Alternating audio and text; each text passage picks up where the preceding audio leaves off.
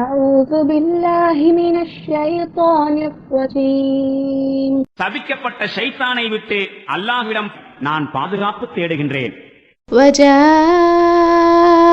سيارة فأرسلوا واردهم فأدلى دلوه قال يا بشرى هذا غلام وأسروه بضاعة والله عليم بما يعملون.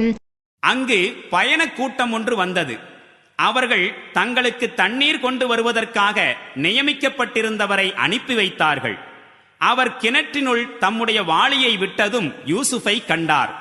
உடனே இதோ ஓர் நற்செய்தி, இங்கு ஒரு சிறுவன் இருக்கின்றான் என்று உரக்க கூறினார். அவர்கள் அச்சிறுவனை வியாபார பொருளாக கருதி மறைத்துக் கொண்டனர். ஆயினும் அவர்கள் செய்து வந்தவற்றை அல்லாஹ் நன்கறிந்திருந்தான். وشروه بثمن بخس دراهم معدودة وكانوا فيه من الزاهدين.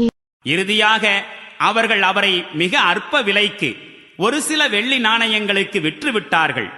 அவருக்கு விலை நிர்ணயிப்பதில் அவர்கள் அதிகம் எதிர்பார்க்காதவர்களாயிருந்தார்கள்.